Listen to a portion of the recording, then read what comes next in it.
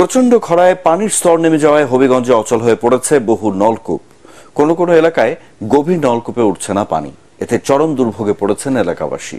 হবিগঞ্জ থেকে আব্দুল হালিমের রিপোর্ট, জানাচ্ছেন জাহিদুল আলম। চৈত্র বৈশাখ খরার মৌসুমে সুনামগঞ্জের চুনারুঘাট উপজেলার বেশ কিছু এলাকার গভীর নলকূপে অস্বাভাবিকভাবে নিচে নেমে যায় পানির স্তর। গত 2 মাস থেকে এই অবস্থা আরো প্রকট আকার ধারণ করেছে। উপজেলার জুইরা, দেওরগাছ, ময়নাবাদ, ইনাতাবাদ, চাঁদপুর বস্তি, বাঘারুক সহ বেশ কয়েকটি ইউনিয়নের অগভীর নলকূপে পানি ওঠা পুরোপুরি বন্ধ হয়ে গেছে।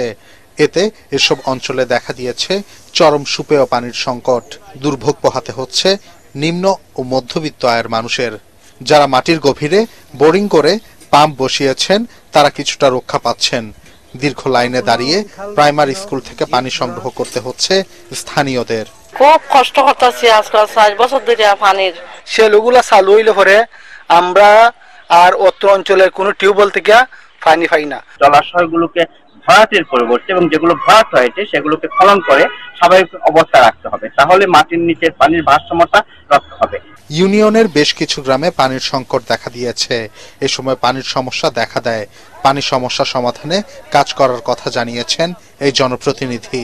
সরকার যদি আমাদেরকে গভীর সাবমার্সিবল টিউবওয়েল এবং অগভীর সাবমার্সিবল টিউবওয়েল আমাদেরকে বরাদ্দ দেন, তাহলে আমরা জনগণকে আমরা এই সুখটুকু দিতে পারবো। শ্যালো মেশিনে পানি উত্তোলনের কারণে সংকট দেখা দিয়েছে বলে জানিয়েছেন জেলার জনস্বাস্থ্য প্রকৌশল অধিদপ্তর। পর্যাপ্ত পরিমাণ পানি ভূ অভ্যন্তর থেকে বোরো সিজনের ফসল উৎপাদনের জন্য উত্তোলন করা হয়। সেই জন্যে আমাদের যে 200 বা 250 ফিটের যে লেয়ার, এই স্তর থেকে প্রচুর পরিমাণ পানি উত্তোলনের জন্য এই স্তরটা হচ্ছে পানি শূন্যতা একটা বিরাজ করে। বছরের প্রথম থেকে 70 থেকে 80 ফুট পর্যন্ত পাইপ বসিয়ে গভীর নলকূপ স্থাপন করায় পানির স্তর নামতে শুরু করে।